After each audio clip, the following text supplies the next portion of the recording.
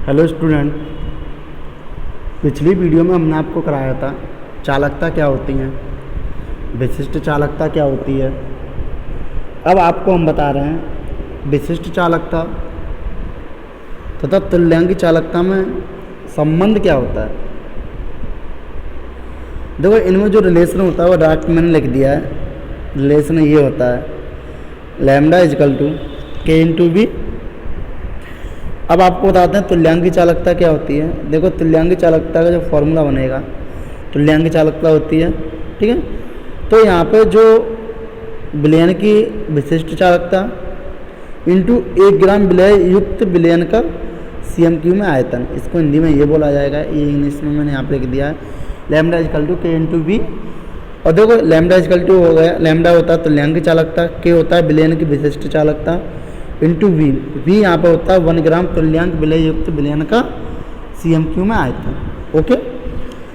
अब अतः हम कह सकते हैं किसी विद्युत अपघट्य के विलयन की तुल्यांकी जो चालकता होती है वो उसके विशिष्ट चालकता तथा आयतन का गुणनफल होता है। जो तुल्यांकी चालकता क्या होती है, वह किसी विलयन की जो तुल्यांकी चालकता होती है वो उसकी विशिष्ट चालकता और जो आयतन होता है उसका गुणनफल होता है।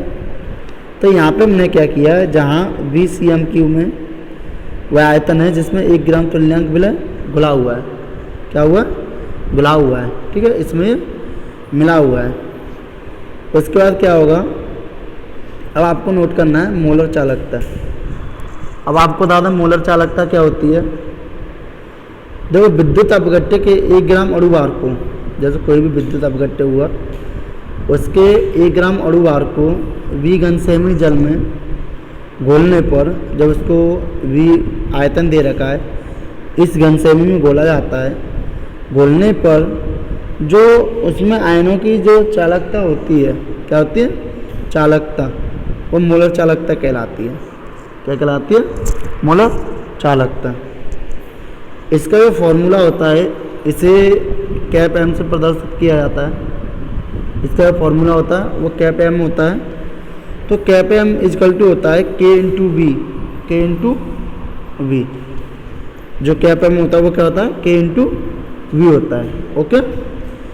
अब कैप एम, जो कैप एम होगा, कैप एम इजकल टू होगा, अब देखो वी आयतन होता है, तो आयतन को हमने क्या किया, आयतन CM³ में, जब CM³ में तो ग्राम बनाएंगे तो हम क्या करेंगे, V का जो करेंगे 1000/m हो जाएगा। तो देखो 1000 ही है, ये मैंने यहाँ पे मैंने लिख दिया है, V is equal to 1000/m। Okay, CM³।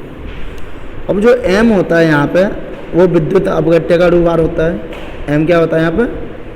विद्युत अपघट्य का अणु भार। ओके। इसका जो मात्रक बनेगा वो मात्रक क्या होता है? ओम इनवर्स होता है।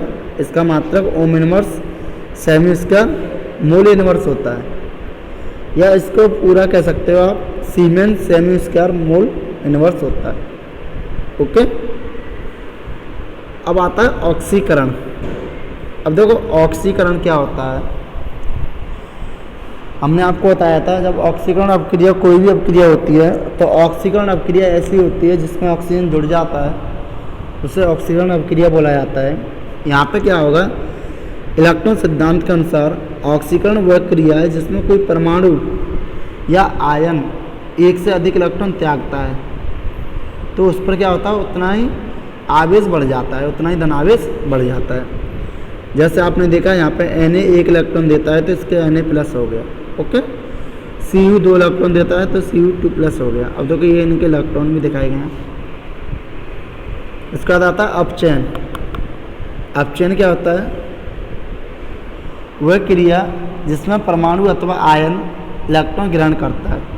जैसे वह क्रिया जिसमें परमाणु अथवा आयन क्या करते हैं, इलेक्ट्रॉन ग्रहण करते हैं, और इलेक्ट्रॉन ग्रहण करने पर तो उनके ऊपर उतने ही ऋण आवेश बढ़ जाते हैं। जैसे Cl2 2 इलेक्ट्रॉन ग्रहण कर रहा है, ठीक है, तो माइनस हो गया क्योंकि 2 तो लगा ही हुआ है। ओके। अब एक क्वेश्चन आपको बताते हैं, जैसे क्वेश्चन फॉर्मूला कराया था नैनस्ट समीकरण, नैनस्ट समीकरण का क्वेश्चन कैसे आता है वो क्वेश्चन आपको बताते हैं। जैसे ये क्वेश्चन दे रखा है, यदि कॉपर इलेक्ट्रोड का मानक इलेक्ट्रोड विभव इतना दे रखा है, प्लस 0.34 V, ठीक है तो 0.1 M सांद्रता पर कॉपर आयन युक्त विलयन के कॉपर इलेक्ट्रोड का वैभव क्या होगा। अब सबसे पहले हम क्या करेंगे, देखो हमने रिएक्शन कराई तो देखो Cu, अब Cu के इलेक्ट्रॉन त्यागता है भाई, Cu 2 इलेक्ट्रॉन त्यागता है तो प्लस के 2 हो गया, प्लस 2 इलेक्ट्रॉन Cu, ओके। अब यहाँ पर हमने एक बर्तन लिया, उस बर्तन में हमने क्या किया, CuSO4 का विलयन भरा और इसका जो E0 दे रखा है, E0 सेल इजकल टू दे रखा है 0.34, ओके। अब देखो फॉर्मूला हमने आपको बताया था, E cell equal to E0 cell minus के 0.0591 अपॉन N log 10। अब यहाँ पर देखो Cu अपॉन Cu2 प्लस क्यों लिया गया, क्योंकि Cu की रिएक्शन हो रही है ना, Cu upon Cu plus 2, okay. अब ई सेल हमें फाइंड करना है तो देखो E cell equal to E0 cell की वैल्यू दे रखी है, देखो ये दे रखी है E0 सेल की वैल्यू, ठीक है। तो E0 सेल की वैल्यू हमने पुट की यहाँ पे 0.34, ओके, माइनस। अब देखो ये जो फॉर्मूला हुआ है 2 का इसमें डिवाइड कर दिया 0.0295, ओके। अब यहाँ पे log 10 1/01, अब आप कहोगे 1/01 कहाँ चला गया, तो देखो एक छोटी सी इसने एक लाइन शॉर्ट कर दी है, वो क्या कर दिया आपको बता दूँ।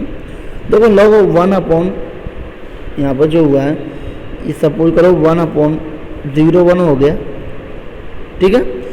अब मैं इसको ऐसे लिख सकता हूँ इक्वल टू 10 लिख सकता हूँ इसको 10/1, क्यों, क्योंकि दशमलव का 1 पर चला गया और 0 बढ़ गया 1 पॉइंट वाला, ओके। और देखो ये बन जाएगा log 10 बन जाएगा, ये क्या बन जाएगा log 10 और log 10 की वैल्यू हमेशा होती है 1, ओके, इसलिए चला गया।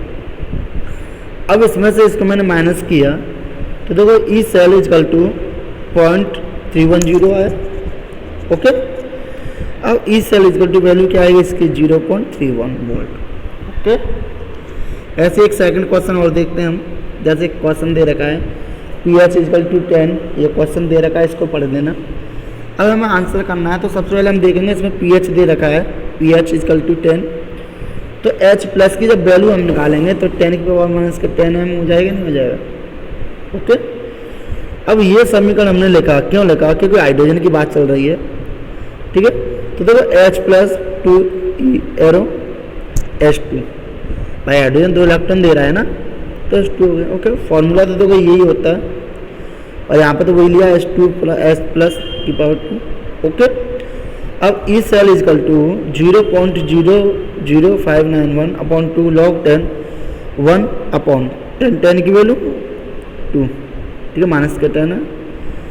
अब देखो ये क्या हो जाएगा, ई सेल इजकल टू ये हो जाएगा, इसका करोगे इनटू ये 20 हो जाएगा, नहीं हो जाएगा, क्योंकि log 10 की वैल्यू, ठीक है।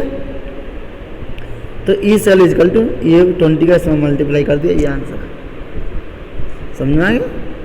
ना आया हो तो आप कैलकुलेशन करके देखना, आंसर इसका यही रहेगा, ठीक है।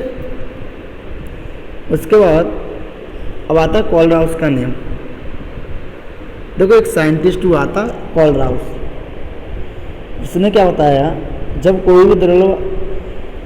भी द्रवल अपघट्य की अनंतता पर, जो द्रवल बद्धता अपघट्य हो उसकी जब अनंतता हो तो उनकी मोलर वो तुल्यांकी चालकता है, जो उनकी मोलर और जो तुल्यांकी चालकता होती हैं उसमें जो उपस्थित ऋणायन और धनायन होते हैं तो वो उनकी मोलर चालकताओं के योगफल के बराबर होती है। किसके बराबर होती है, योगफल के बराबर। जैसे ये फॉर्मूला लैम्डा इन्फिनिटी क्यों लिया गया है, अनंत कह रहा है m, ठीक है। तो देखो एक प्लस हो गया एक नेगेटिव हो गया, दोनों को जोड़ के क्या होगा, इसके बराबर होगा, ये बता रहे हैं। जैसे हमने एक पदार्थ ले लिया CH3COOH, तो H प्लस भाई H प्लस निकलता है, CH3COOH माइनस निकलता है, ये तो पता ही है, तो इन दोनों को जोड़ के इसके बराबर होगा। ऐसे NaCl BaCl2 Na2SO4, ये सारी चीज़ें यही दे रखी हैं, ओके। इसको दूसरे तरीके से ऐसे भी समझा जा सकता है, जैसे Na प्लस की चालकता में 23.4 का अंतर होता है, चाहे ऋणायन कुछ भी हो उसके साथ। अब देखो कैसे, जैसे कैप इन्फिनिटी m KCl लिया कैप इन्फिनिटी एम NaCl लिया, इन दोनों की ये चालकता है 149.9 126.5। तो इसको जब अंतर की कह रहा है वो अंतर में माइनस करते हैं, इसको जब माइनस किया हमने तो 23.4 आया। ऐसे देखो ये हो जाएगा, ये हमने ले लिया के। अब यहाँ पे क्या कर रहा है देखो, के और एन तो चल रहा है ना भाई, के और एन ही चल रहा है ना, और दूसरा डिनाइन कुछ भी हो, NO3 हो गया, यहाँ पे Cl हो गया, कुछ भी हो, इससे कोई मतलब नहीं। यहाँ पे भी अंतर कितना आया 23.4, यहाँ पे भी अंतर कितना आया 23.4। ओके, इसी प्रकार हमने Cl माइनस NO3 की तुल्यांक की चालकता में जो अंतर होता है 4.9 का होता है। अब हम क्या करेंगे, Cl और NO3 लेंगे। अब देखो यहाँ पे Cl है, NO3 है, इनका जो अंतर आया 4.9 आया, यहाँ पे भी देखा इनका भी अंतर आया 4.9 आया, यहाँ पे भी 4.9। ओके, तो कहने का मतलब मेरा ये है, जो इनका अंतर होता है वो फिक्स होता है। यहाँ पे Cl लिया, NO3 लिया, यहाँ पे Cl लिया, NO3 लिया, यहाँ पे Cl लिया, NO3 लिया, लेकिन इनके साथ जो धनायन है वो कुछ भी हो, यहाँ पे Na है, यहाँ पे L है, यहाँ पर K, इससे कोई मतलब नहीं। ऐसे पहले वाले में आपने देखा K लिया, Na लिया, K लिया, Na लिया, K लिया, Na लिया, यहाँ पे धनायन, यहाँ पे सॉरी धनायन कुछ भी हो, Cl है, NO3 है, Br है, इससे हमें कोई मतलब नहीं। ओके, तो समझ में आएगा कॉलरॉस ने क्या नियम दिया था, आपको इतना ही नोट करना है।